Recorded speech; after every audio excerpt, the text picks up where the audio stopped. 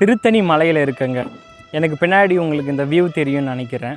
முருகன் புகழ உலகெங்கும் பரப்புன வள்ளல் வாரியார் சுவாமிகள் அவர் உயிர் பிரிஞ்ச இடங்க. வெளிநாட்டுக்கு போயிட்டு ஏரோப்ளைனில் வந்துட்டு இருக்காரு. எல்லாரும் திருப்பதி மலை தெரியுது, திருப்பதி மலை தெரியுதுன்னு சொல்கிறாங்க.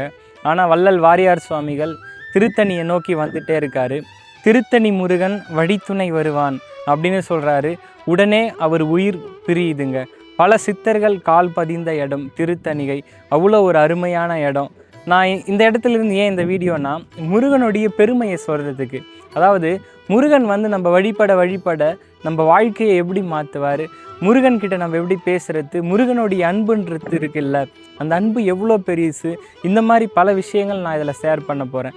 முதல்ல முருகனை நம்ம எப்படி வழிபடணும்னா, உள்ளம் முருக வழிபடணும். அதான் பாடலே இருக்குது இல்லையா? உள்ளம் முருகுதையா முருகா உன்னடி காண்கையிலே அப்படின்னு பாடலே இருக்குது. கூப்பிட்ட குரலுக்கு ஓடோடி வருபவன் முருகப்பெருமான். நம்ம எங்கே இருந்து முருகா அப்படின்னு நம்ம மனசுக்குள்ளே நினச்சாலும் அடுத்த நொடி அவர் ஒரு வேல் மூலயமா நம்மக்கிட்ட வந்துடுறாரு இல்லையா? அவருடைய வேலாட்சி நம்ம முன்னாடி வந்து நிற்கும். 5 முகம் தோன்றின் 6 முகம் தோன்றும், வெஞ்சமலர் அஞ்சேல் என வேல் தோன்றும், நெஞ்சில் ஒரு கால் நினைக்கின் இருகாலும் தோன்றும், முருகா என்று ஓதுவார் முன். அந்த மாதிரி முருகப்பெருமான் நம்ம போகும் இடமெல்லாம் நம்ம கூடவே வரவர் முருகப்பெருமான். எப்பொழுதும் நமக்குள்ளே இருந்துக்கிட்டே இருப்பாருங்க முருகப்பெருமான். முருகப்பெருமானுடைய கருணையோ கருணை. அவர் இந்த கலியுக கர்ணன்க, அள்ளி அள்ளி கொடுக்கக்கூடிய தெய்வம். வள்ளல் வாரியார் சுவாமிகள் பல வீடியோக்களில் சொல்லியிருப்பார், அள்ளி அள்ளி கொடுக்கிற வள்ளல்னு சொல்லிட்டு.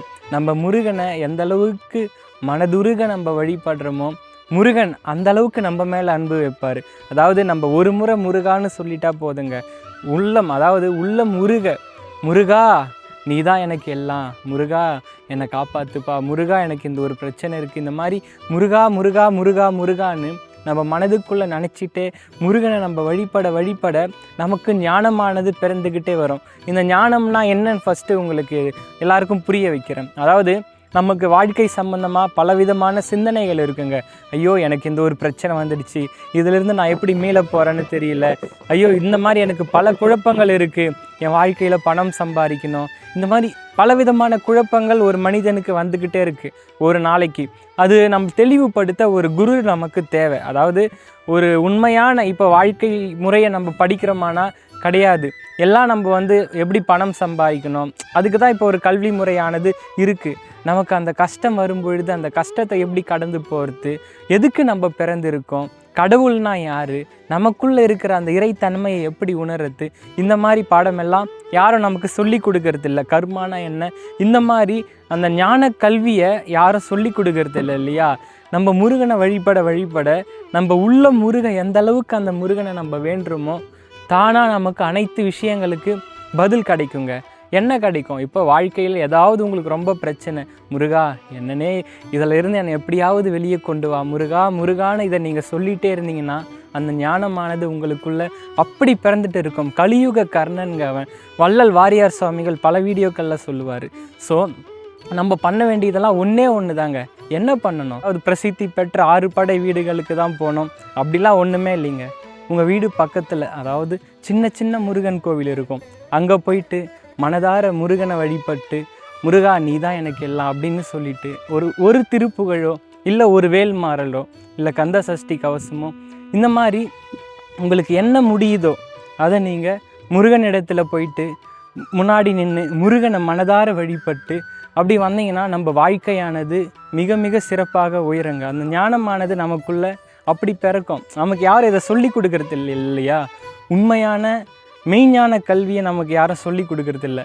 நமக்கு ஒரு சின்ன கஷ்டம் வந்துட்டால் போதும், அடைச்சா இறைவன் எனக்கு கஷ்டம் கொடுத்துட்டாரு, இதிலேருந்து நான் எப்படி வெளியே வரப்போகிறேன், இந்த மாதிரி எல்லாத்துக்கும் நம்ம இறைவன்கிட்ட தான் நம்ம போயிட்டு கொஸ்டின் பண்ணிகிட்டு இருக்கோம். ஏன் உன்னை இப்படி வணங்கின, நீ எனக்கு கஷ்டம் கொடுக்குறியே, இது தகுமா, இப்போ தான் உன் கோயிலுக்கு வந்துட்டு போனேன், இந்த மாதிரி கஷ்டம் கொடுக்கலாமா, அந்த மாதிரி இறைவனை நம்ம போயிட்டு திட்டிகிட்டே இருப்போம். அது நமக்கு யாருக்கும் புரிய மாட்டேங்குது. அதாவது அதிலிருந்து எப்படி மீண்டு வரது, இறைவன் இது எதுக்கு நம்மளுக்கு இந்த கஷ்டத்தை கொடுத்துருக்காரு அப்படின்னு நமக்கு புரிய மாட்டேங்குதுங்க. அதனால் முருகனிடத்தில் நீங்கள் சரணடைங்க. உங்களுக்கு என்ன விதமான குழப்பம் இருந்தாலும் சரிங்க. நீங்கள் தினந்தோறும் எழுந்து நீங்கள் இதை பண்ணணும் அதை பண்ணணும் அப்படிலாம் நான் சொல்லலை. உங்களால் என்ன முடியுமோ அதை நீங்கள் ஒன்றுமே முடியலையா, உங்களுக்கு நேரம் கிடைக்கும் போதெல்லாம் மனதுக்குள்ளே ஒரு கோவில் கட்டி முருகனை வழிபடுங்க. அது போதுங்க. முருகன் ஒரு குழந்தைன்னு நான் ஆல்ரெடி சொல்லியிருந்தேன் இல்லையா? குழந்தைகிட்ட போயிட்டு நம்ம யாரும் அவ்வளோ சீக்கிரம் நம்ம கோபப்பட மாட்டோம். அந்த குழந்தையானது நம்மக்கிட்ட அதீத அன்பு காட்டும். நம்ம கொஞ்சம் அன்பு காட்டினாலும் அந்த குழந்தை நம்ம மீது அதிகமாக அன்பு காட்டுங்க.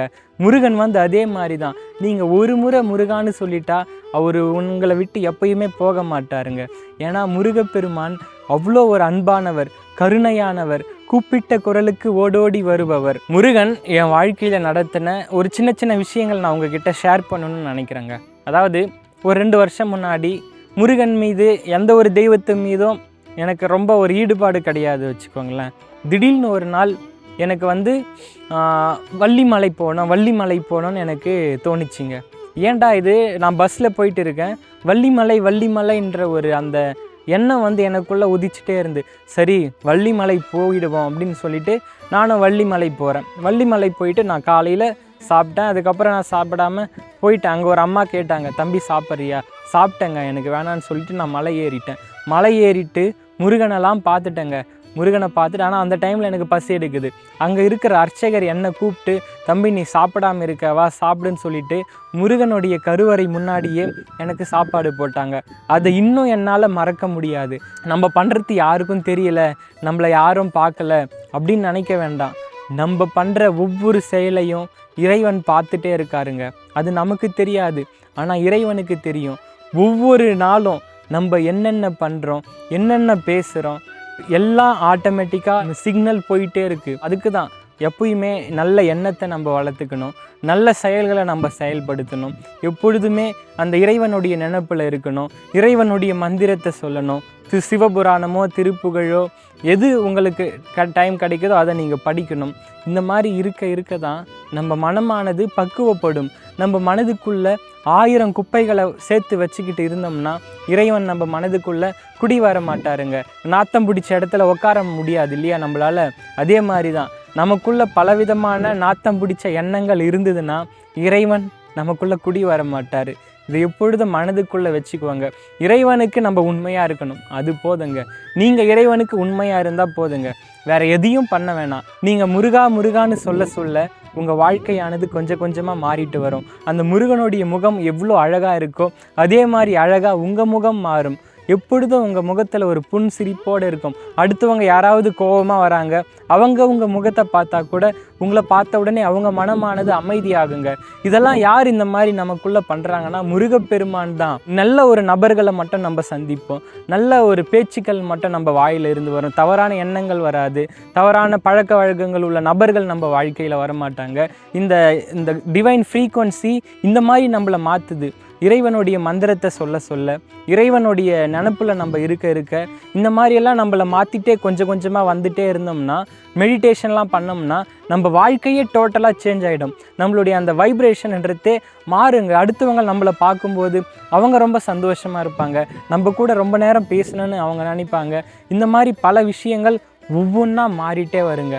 இதை நீங்கள் உணர்ந்து பாருங்கள். நிச்சயமாக முருகனிடத்தில் நீங்கள் சரணடைந்து, முருகா நீதான் எனக்கு எல்லாம் அப்படின்னு நீங்கள் முழுமையாக சரணடையும் போது இந்த மாதிரி விஷயங்கள்லாம் உணரலாம். இந்த வீடியோவை முழுமையாக பார்த்ததுக்கு ரொம்பவே நன்றி. இதை மறக்காமல் உங்களுடைய ஃப்ரெண்ட்ஸ் அண்ட் ஃபேமிலி சர்க்கிளுக்கு ஷேர் பண்ணிவிட்டு இதே மாதிரி யூஸ்ஃபுல்லான வீடியோஸ் பார்க்க இப்போவே சப்ஸ்கிரைப் பண்ணிக்கோங்க.